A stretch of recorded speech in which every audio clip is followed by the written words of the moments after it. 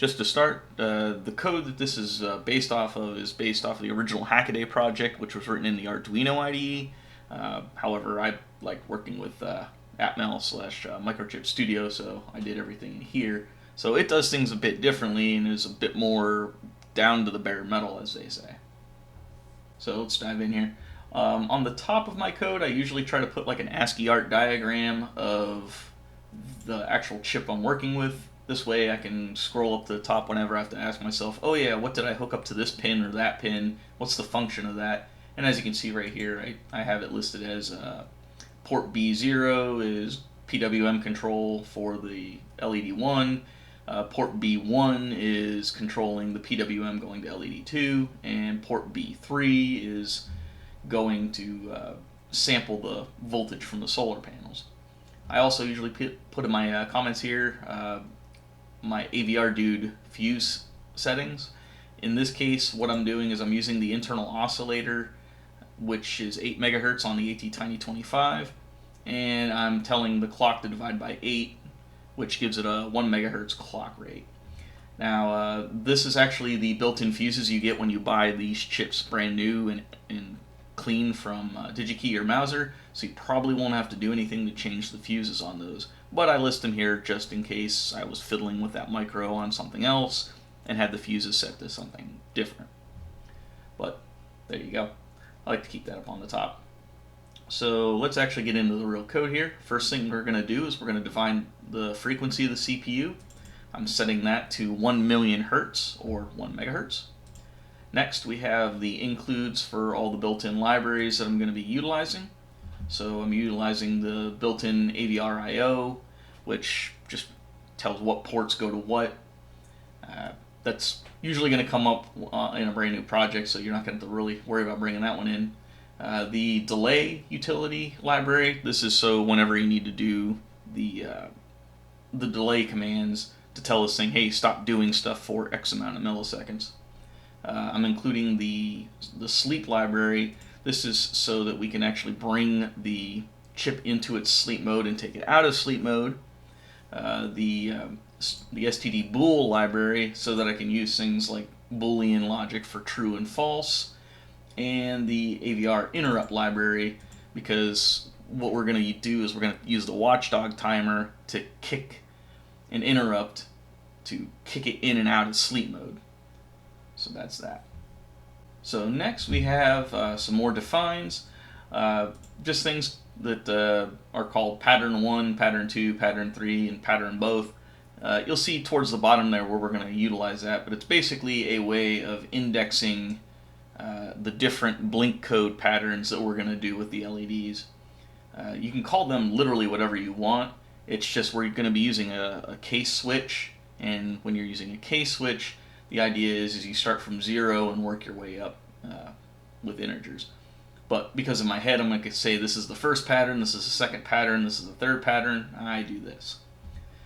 Next thing we're going to do is we're going to have some defines for fade table sizes. Well, what's that mean? Well, that's kind of nice because right next to that we have the actual fade tables themselves. The idea is we're going to use PWM to control either LED. And what a PWM is in this case we're using 8-bit. So an 8-bit value is 2 to the 8th. So the max value will be 255, or 2 to the 8th minus 1, because we all start at 0, not at 1, at least in computer logic. So a value from 0 to 255 will indicate the level of brightness, or PWM value, pulse width, to the LEDs. So 0 being all the way off, 255 being all the way on, and as you go from 0 up to 255, you go from a dim LED up to a bright LED. So what we're going to do is I'm going to create a predefined table of PWM values that I want it to cycle through that'll cause the blinking patterns. So I create an array, like for the pre-fade table. This is the table I use to take from a dim off state to a bright state.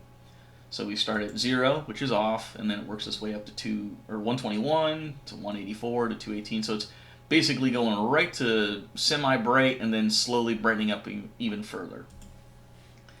And when we cycle through these, we need to know how many of quote-unquote these there are. That's what we call an index to a table.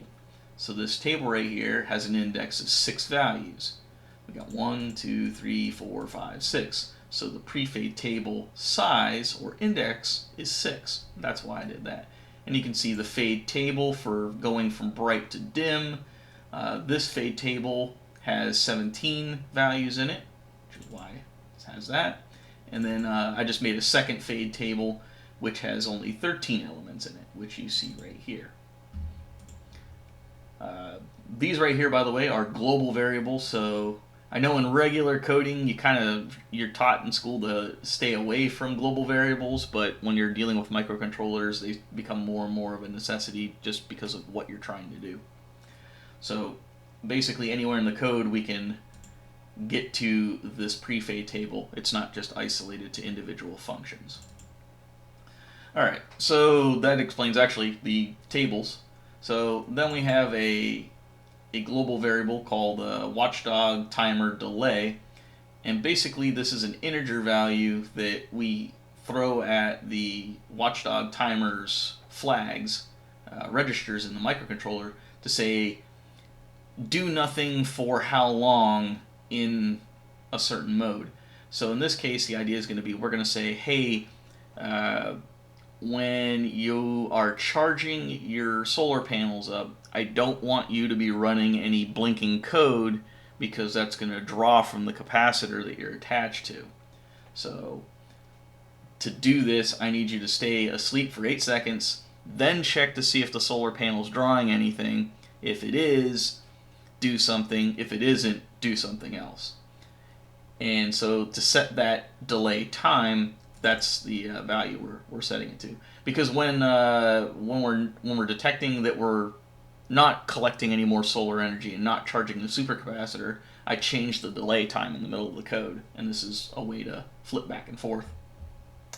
We have a Boolean flag here that we use to go from 0 to 1. It's just a way to indicate if the Watchdog timer has been kicked. So if in the middle of this 8-second duration, the Watchdog timer is not kicked, then once the 8th second happens, it kicks the Watchdog timer and it changes the flag from a 0 to a 1. And in this case, we're going to instantiate it with a 1. The tick counter itself, this is basically an index of indexes, so to speak. I have several different blinking patterns. As you can see right here, we got 4. We got pattern 1, 2, 3, and both. So we got 4 of these we got to cycle through, and this tick counter is our little way of cycling through 0 through 3, or patterns 1, 2, 3, and both. Next in the code, we have our prototype functions. This is basically just functions. They're called prototypes because all it is the name of the function, what it needs as inputs, and what it needs as outputs. None of these functions output anything. I just do this to basically make my code a little bit neater to look at and easier to manipulate when I need to later because it's easier to read. Alright, so now let's actually get into the main bit of code. So the first thing we're going to do is we're going to set our data direction register for port B. That's the only port that's on this microcontroller. There's no port A or C or D. Not enough pins. 8 pins total, 2 of which are already being pulled away for voltage and ground. So we only have the port B. We're going to set the direction that the port is going in first, and then we're going to actually, with the direction that's set the values to a 1 or a 0, high or low. So direction is basically, are we setting it high or low? If we set it high, so we're going to bit shift to high, that puts it in output mode. If we set it to low, bit shift it to low, it sets it into an input. Well, what's an output? Output is when you want to push voltages at the things, like our LEDs right here. We're going to turn those LEDs on and off. That's an output. Or if I wanted to control a relay or a motor or a piezo speaker or something like that, that's an output device. Input, we use that to like sample something, like how many volts are we getting from this thing? Are we getting a high signal or a low signal, which would be coming from like a button or a switch? That's what we're doing here, as a matter of fact, for the solar cells. We're sampling to see, are we getting voltage from the solar cells? Are we collecting sunlight or not? And then on PB2 and PB4, we have nothing actually hooked up to the microcontroller, but what we want to do is we want to put it into an input state so that we can turn on its internal pull-up resistor. And the reason we do that is because pins that are not used on a microcontroller can act as little antennas and oscillate, and that'll cause the microcontroller to do weird things that we don't want it to do. So the good rule of thumb is to put a pull-up resistor on the thing, and because it has internal pull-up resistors, we're going to turn them on. And the way we do that is setting its data direction register to input or setting it to low. So we have those directions set up, and then next we actually go to the pins themselves, and now that we know what direction it's going, we're going to tell it to do something with that direction. So with the pins PB0 and PB1 where the LEDs are attached, we're going to set them to low by bit shifting here. And when that sets it to low, that means, okay, it's an output, and we set it to low, which means output 0 volts. If I set it to output high, then it would be send 5 volts, because this is a 5-volt rail microcontroller. With the ports here that we're doing the internal pull-up resistors, we're bit shifting them, as you can see here, to high, so port PB2 and PB4, we're bit shifting to high so that internal pull-up resistor is enabled. Notice that we're also not messing with port B5. That's got the reset pin on it, and you typically don't want to mess with the internal resistors for reset pins on microcontrollers, so we kind of skip that. So now we're going to mess with the timer counter control registers, which are 8-bit registers inside the microcontroller. These are basically, you can look at it as dip switch settings for how do I want PWM to work on here. So we have two registers, A and B. A, we're going to set the value for the waveform generation mode to go into what's called fast PWM mode. And how we do that is there's 3 bits, the waveform generation bits, so bit 0, bit 1, and then there's also a bit 2 that I don't have here. And we're going to set them, we're going to flip the bits to the way I need them to go in what's called fast PWM mode. Fast PWM mode allows us to take the clock speed of the microcontroller and manipulate the frequency as opposed to the duty cycle of the PWM. And I mean, there's other ones in there. We have phase correct mode, we have CTC, but for the purposes of this project, we're going to use fast PWM. So we have to set the waveform generation mode bits 0 and 1 to high, and then leave the waveform generation mode bit 2 to low, which is why I don't have it in here. I could put it in here, but it defaults as low, so we're just going to ignore it and let it stay at low. On register B, we're going to manipulate the clock select bits, and there are 3 of those as well. So for the clock select bits, we're going to set bit 0 and bit 1 to high, and then again ignore CS02 and leave it as low. This sets up our pre-scaler to 64. You can find that in the data sheet when you get to the timer counter control register B section, what bits you need to select and change to get your pre-scaler.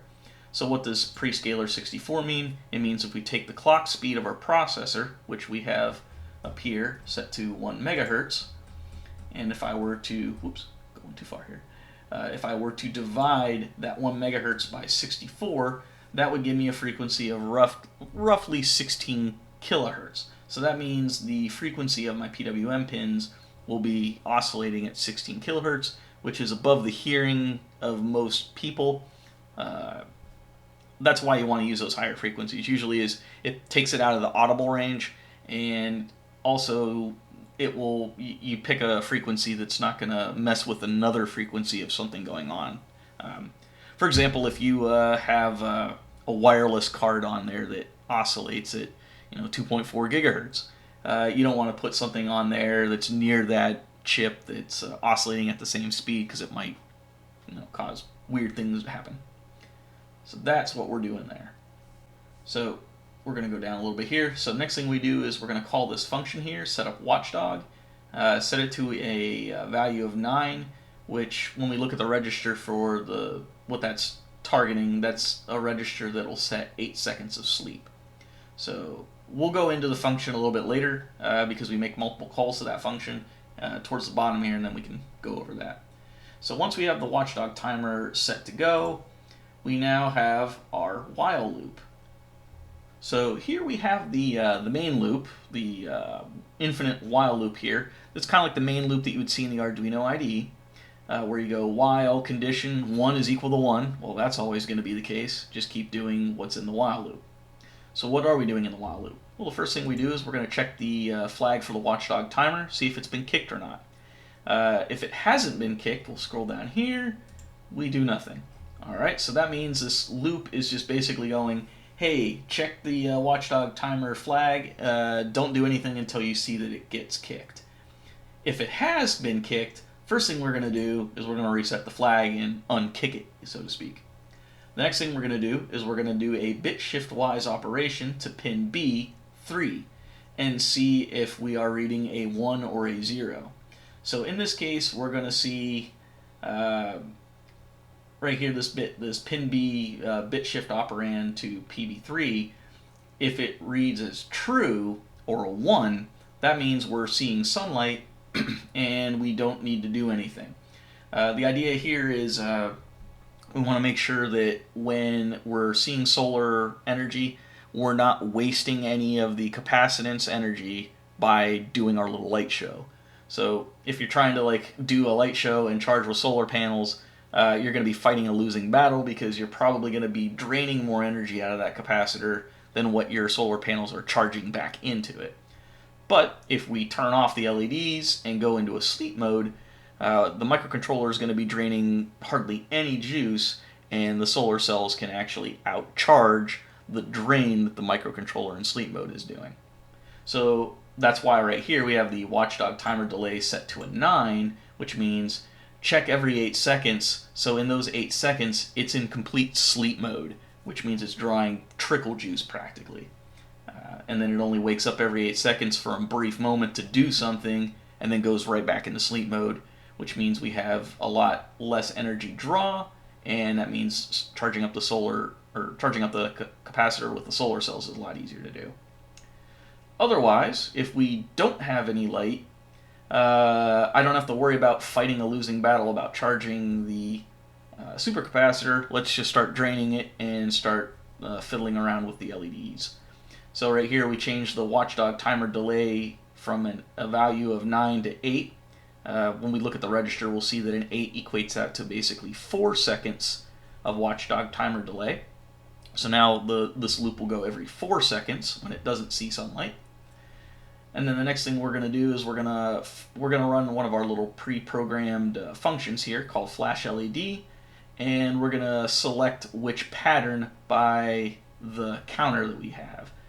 The counter, again, from up on the top of the code, is the integers indicating pattern 1, pattern 2, pattern 3, and pattern both. Once we go through the 4 potential options, we're going to, well, actually, when we go through this, we're going to do it, and then we're going to increment to the next one. But if we increment to the next one and we've gone beyond our 4th pattern, because we have pattern 1, 2, 3, and both is pattern 4, if you will. Once we get to that 4th one, we need to roll back over and start again at 0. So that's what's going on if we, here's what's going on if we get charging going on, and here's what's going on if we don't have charging going on. Now, after we do this check here to see if we're collecting solar energy, whether we got solar energy coming in on the panels or not, now we get to execute this code. So what do we got? Once it executes that code, so basically it wakes up, it does a little quick check. If it sees that there's no solar light, we're going to start fiddling with the LEDs, but after the LED pattern is done, or after we've checked to see if we are collecting solar juice and see that we are is done, then we run this. This is basically a way to set the microcontroller into sleep mode. And so what are we doing? Well, first thing we're doing is we're telling the Watchdog timer to change the delay to whatever it is. So if it's collecting solar juice, keep that delay at an 8 seconds. If it's not collecting solar juice, change that delay to a 4-second one. And that's grabbing that from these two values here. Now in here, the next thing we're going to do is we're going to change some registers. We're going to change the analog to digital converter to off. The reason we're doing this is sometimes a microcontroller likes to turn this into an on state by default, and that drains juice. We're trying to put this into sleep mode, and we're trying to conserve as much juice as possible, so turn that thing off. Then we're going to set the sleep mode into power down. There's different registers. You can look on the data sheet to see what those are, but different registers do different versions of quote-unquote sleep mode. Then we're going to enable the sleep mode, but enabling it doesn't actually put it into sleep mode. And then we're going to actually put it into sleep mode. Now, what this sleep disable means is, as my commented code states, system continues execution here when Watchdog has timed out. So when that timer has hit its end, do this, which is, disable that sleep mode. And when that does ultimately happen, switch that analog to digital converter back on. So it's kind of doing that. And that's basically what this whole loop is doing. So let's take a look at that setup Watchdog function, because that's got some stuff going on there. Okay, so in this setup Watchdog, as you can see in this comment right here, this is those integer values and what they set the delay to. So when we feed it a 9, that gives it 8 seconds. When we feed it an 8, it gives it 4 seconds. We feed it a 7, 2 seconds, all the way down to, if we feed it a 0, it's a 16 millisecond Watchdog timer delay. So what's this thing doing? So we collect that integer value, II, right here. And then we create a 8-bit register variable here. An 8-bit integer, but we're going to call it an 8-bit register because we're basically setting up this register to set a value for the actual real register on the microcontroller. You'll see here what I mean in a minute. Anyways, first thing we do is we clear all the interrupts. So that's what the CLI function's doing. And then if the Watchdog prescale select is greater than 9, we're just going to hard set it to 9. So if someone accidentally used this and said, it's a 10 or an 11, well, there really isn't a 10 or an 11 option. The microcontroller doesn't have that in the data sheet. But it does have a 9, so we just assume that the person meant to type in 9. So that's what the Watchdog prescale will be set to.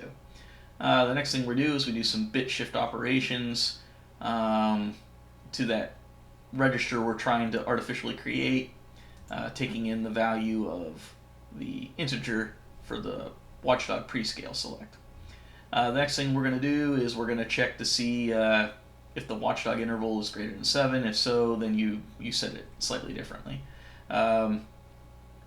which really only comes into the case of when you're dealing with the 4-second and 9-second stuffs right there. Anyways, then the next thing we do is we do a bit shiftwise set to the Watchdog change enable register, or I should say Watchdog change enable bit in the Watchdog timer register. And then here we will set the Watchdog reset flag bit to 0 on the microcontroller status register. And then in the Watchdog timer control register, start time sequence.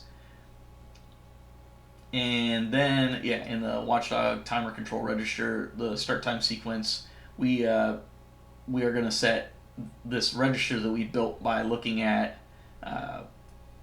this integer value here and what we found here on the Watchdog change enable bit. We're going to set the Watchdog timer control register to this. And then, we re-enable all the interrupts. And that's all that does. So the idea is basically, hey, disable interrupts, set up or clear the flags in the actual registers themselves, the hardware registers, and then set the timing bits in the register to the desired amount of delay. Now, the other thing too is I put this little note in here. We're dealing with the Tiny 25, but if I was dealing also with, like, say, the Tiny 45 or 85, you would use this Watchdog timer control register. If you're using a Tiny like 84, 44, 24, then you would use this, and then the same goes to right here. So Different ATTiny's use different register naming conventions, so check your data sheet before you fiddle with that.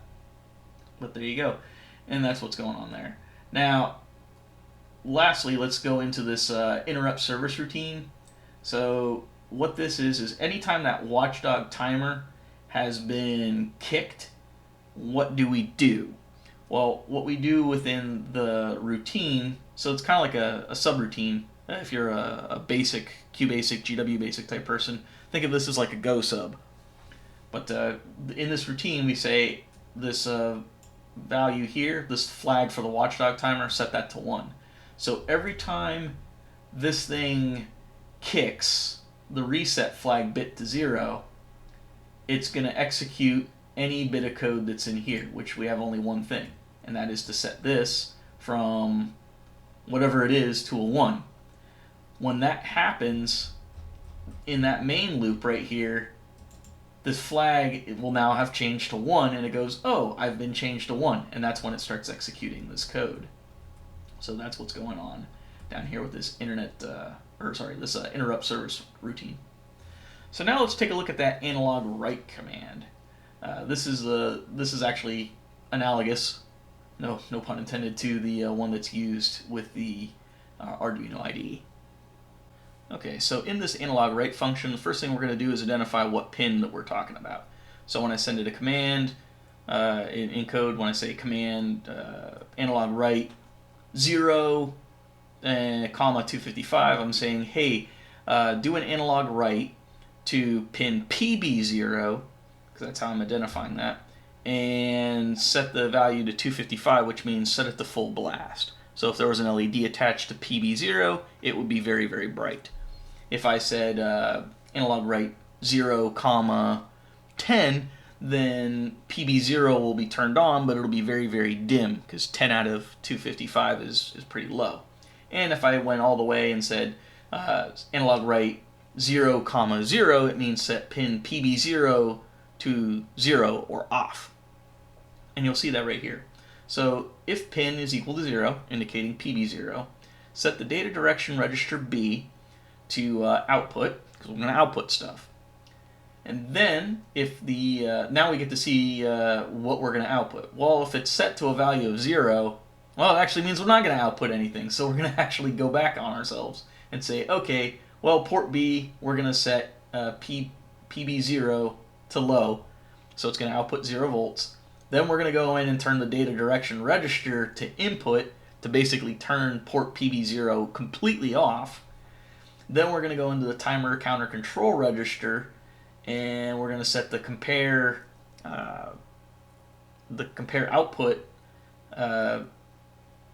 to 0, and then we're going to actually set the output compare register to 0.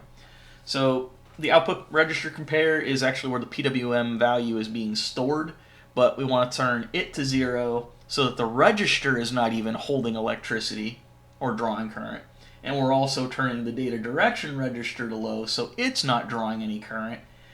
And we're turning the actual port itself pin to 0, that register, or that bit to 0, so that we're trying to turn off as many things as possible to save on electricity.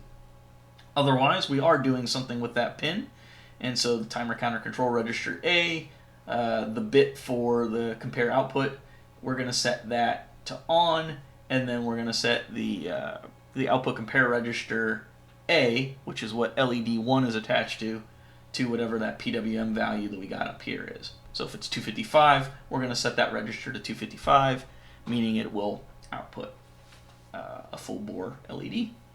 And then again, we do the same here with pin 1. So if data direction, if we're indicating do this to pin 1, the data direction register B for pin 1 needs to be set to high.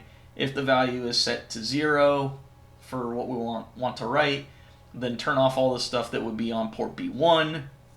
And then otherwise, if we actually have a value that we're trying to set, we're going to go into the timer control counter register and set that bit for the compare output to high, and then write to the actual output compare register on port, or the second output control register B, which is what LED 2 is attached to. So that is what the analog write is doing. So now let's take a look at the differentiations of the flashing LEDs.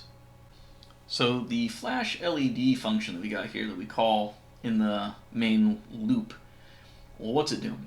Well, remember we send it that tick counter that tells it which pattern that we're going to want to draw our flashing of LEDs from. So we have what's called a switch case, and so it goes switch whatever this pattern is, and then it goes through the cases of what they are. And these cases, pattern 1, pattern 2, pattern 3, pattern both, are referencing all the way up here on our defines to that area right there. And there you can see the flash LED going off of the tick counter, which the tick counter is a number 0 through 3 or 1 through 4. 0 through 3, just like we're going right here. So there you go. So back all the way down here to our flash LED, we have 3 individual patterns that we use, and then we have a 4th pattern which uses both LEDs. So we go switch pattern.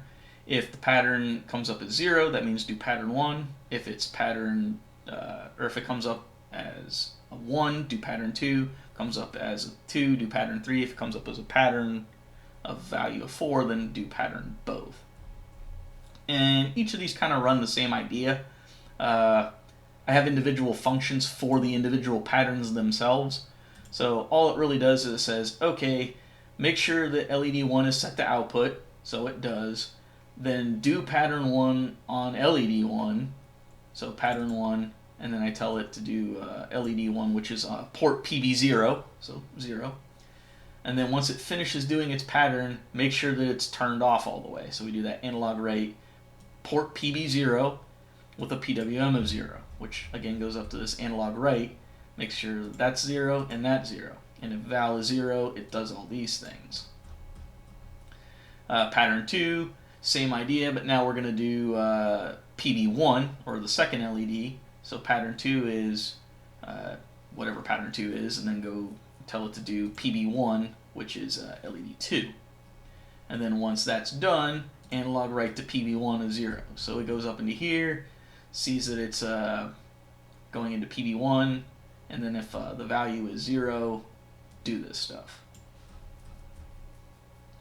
And then pattern 3 does something again with LED 1, but it does a different pattern, and then at the end of the pattern it turns off the LED. And then if it does both, it says, okay, make sure that you have your data direction register set for LED 2, do pattern 1 on LED 2, or PB1. Once complete, turn it off, then turn the data direction register for PB0 on, do its pattern, and then turn it off. And then at the very end, no matter what of these are being done, just as a precaution, set the data direction register for port B0 and B1 to input to save power. Now, this is kind of a duplication of what's being done in here, so I probably could comment that out.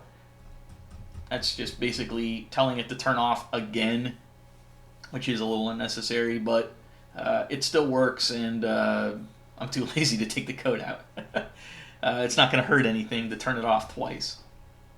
So there we are. Now let's actually take a look at some of these patterns to see what's going on there. Alright, so we're going to go over just one of the pattern functions because they're all kind of the same idea. So we're just going to look at pattern 1. So what's it do? Well, pattern 1, you feed it which pin you want to mess with, whether it be PB0 or PB1. So in this example, we'll illustrate this by saying pattern 1, 0, meaning PB0.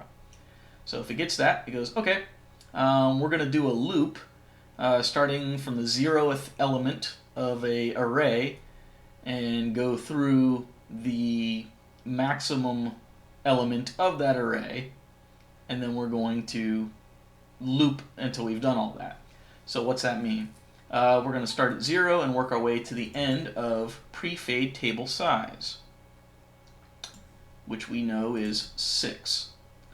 So then we have this array value here that we're going to go do in this loop.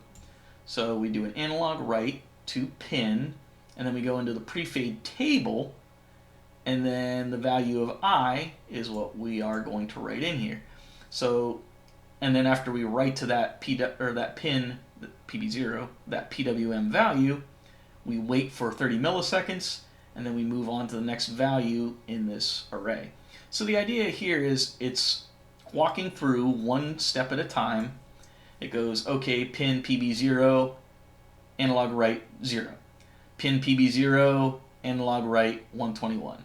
Pin PB0, write analog, or do an analog write 184. Then 218, then 235, then 245. And in the middle of it stepping to the next number in this array, wait 30 milliseconds. So that's what it's doing there. And then after it does that, then it's going to just turn the LED on full bore. So after it fades in, it goes to full bore. Then it waits 100 milliseconds, and then we fade out using the first fade table size and the first fade table array. And so basically it's doing the same thing, but it's going in reverse. Then it goes, okay, now we're going to do, well, not really in reverse, but it's going down the array. So it goes, okay, I have the LED at full bore, so what's the fade table size for fade table 1? 17. And then it just goes, all right, we'll do a PWM PB0 analog write 255, PB0 analog write 217, 185, 158, so on and so on and so on and so on. And it too had a delay in between stepping between these values of 30 milliseconds.